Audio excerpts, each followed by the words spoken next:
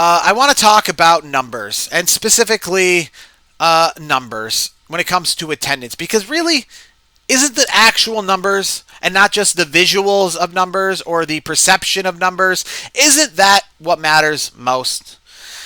And probably at the scheme of things, it doesn't even matter that much, right? Because if you're AEW and you have a lot of money and you're putting on a great wrestling show, what does it really matter?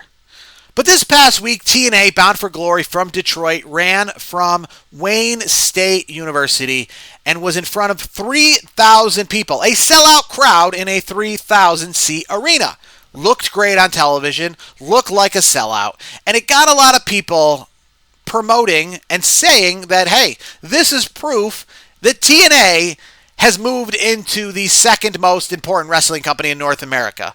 Because if you look at this picture of a sold-out arena, and then you look at this picture of an AEW event of a not sold-out arena, this clearly proves that TNA is the second best wrestling company and the second most important wrestling company in the country.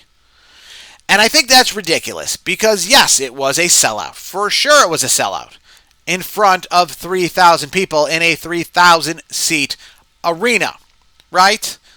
And I think we love to look at the pictures of AEW with the television side or the non-television side of things being completely tarped off and all the empty seats and say, look at all those empty seats. Look at this. They booked Madison Square Garden and look, half of it is empty. They booked, this major arena or like with Grand Slam, Archer-ass Stadium, and half of it is empty, right?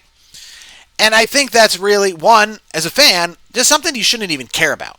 Because of the fact that WWE has gone through more than enough of their struggles in years, talking about breaking ground or stomping ground in 2018 at the Tacoma Dome, and where they struggled to draw 3,000 people for a pay-per-view event, right? So it's not that long ago that WWE had these exact struggles themselves, right, when it comes to live attendance. But also the fact that AEW is booking these bigger arenas. And you could say, well, why are they booking these bigger arenas? What are they doing booking these bigger arenas if they can't sell? And frankly, that's up to WWE, and that's up to AEW, and that's up to TNA to decide what arenas they're going to book based on how much it costs, based on how much, they're trying to sell, right? AEW has more than enough money, so if they want to book a football stadium and then only sell it half out, that's on them, right? But at the end of the day, a large crowd's a large crowd, and we heard this with All Out, right? They only sold out, 70% of Wembley Stadium for All In, right? They didn't fill up the same as last year. Or also, the worst argument in the world that I completely hate is paid attendance versus fans in the arena. Fans are fans. Whether you won the tickets on the radio station, whether someone gave you the tickets, whether you paid $1 million for the tickets. The fact is, if you're in the arena, you're in the arena. Attendance is attendance. That's all that matters to me. Because believe me, there's lots of things out there that if the companies, whether it's sports teams or wrestling companies, thought, hey, if we give away these tickets, people will show up, and they knew they were going to show up, they'd be giving away tickets too, because it's not just that easy. A minor league baseball team in my town, where I record this, had a history of giving away tickets. Every night they would give away 10,000 tickets to a 12,000-seat stadium, hoping that they would all show up, and it'd look like a sellout every night of the week, right? But the people still didn't show up. So just because you give something away doesn't necessarily mean people are going to come. They still have to have value in those tickets to show up. Just because you were given something doesn't mean you're going to go. You still have to care about it. So attendance is attendance. And if AEW wants to book these main venues and sell out half the place, that's on them. But at the end of the day, it's still a win, both for TNA and AEW, of what they're currently doing, right? AEW is not WWE, is not WCW, is not NWA. 5 years ago, they did not exist. Okay, so to think that they can currently draw on a weekly basis a crowd of over 1,000 people for a television show, that is a win, right? Because in 2018 and 2017, no one else was doing that. No one else was drawing 1,000+ people twice a week for television shows.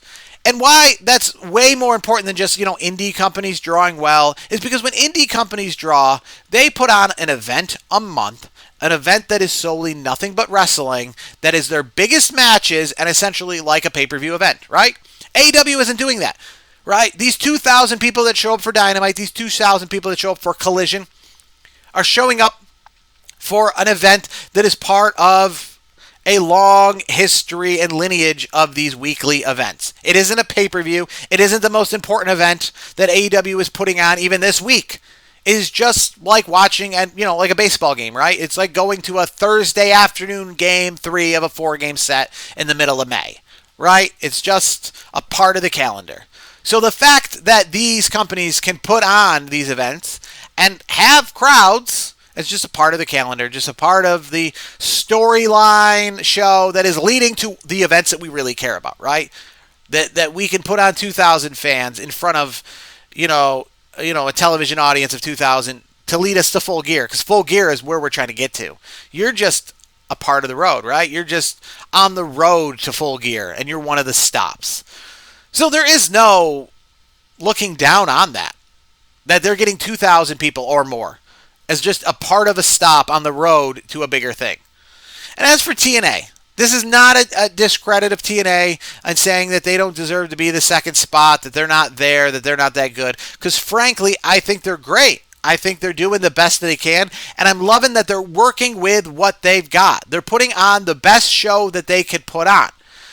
But the fact is, at the end of the day, Bound for Glory is their WrestleMania. It's their All In. It's their Double or Nothing, right? It's their SummerSlam. It's their everything. It is their marquee event, okay? And at the end of the day, they're putting that in a gym that WWE would have a hard time running an NXT in, realistically, right? That's how small this gym is, right? This isn't Joe Louis Arena. This isn't the Little Caesars Arena. This isn't Ford Field. This isn't the baseball stadium. This isn't, Cobo Hall. This isn't the Palace at Auburn Hills, right? This is just it's not even a top-level Division I basketball arena, right? This isn't where Duke plays. This isn't where North Carolina plays. This isn't where, Syracuse University plays when it comes to the Carrier Dome. This is a low-level basketball field house, right? 3,000 people, because that's all they could draw. They don't bring in Duke and UCLA don't come into that arena to play that team, right? Because they're not at that echelon.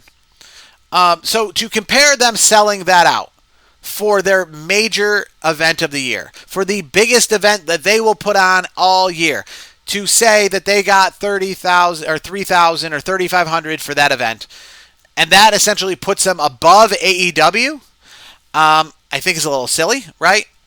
And again, I know how it works, right? AEW could run AT&T Stadium in Dallas tomorrow, and they could have 40,000 people there. Massive. 40,000 people to an event that has nothing to do with the WWE.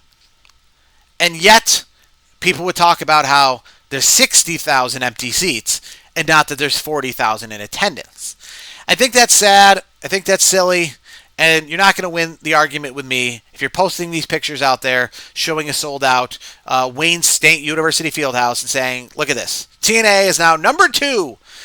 And while AEW is going through some struggles, I still think it is an amazing accomplishment that AEW is doing what they do, right? Only when you win championships every year, like the New York Yankees, is it looked at like a failure when you make the World Series and you don't win. And I think that's what AEW is going through right now, right? And if AEW started off in the position that TNA was in, where they were only running field houses and small venues in front of 1,000 people, right? Then what they're doing now would be looked at as success, as a positive, as growth. But instead it's looked at negatively, and it's looked at as a decline. And I think that's sad. But at the end of the day, it's not going to affect me as a wrestling fan, because I'm going to watch whatever wrestling company puts on the best show. And to stick up for it, I think TNA Bound for Glory was a better show than Halloween Havoc.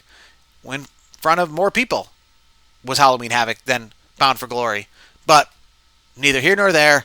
That shouldn't affect how you fan as a wrestling fan.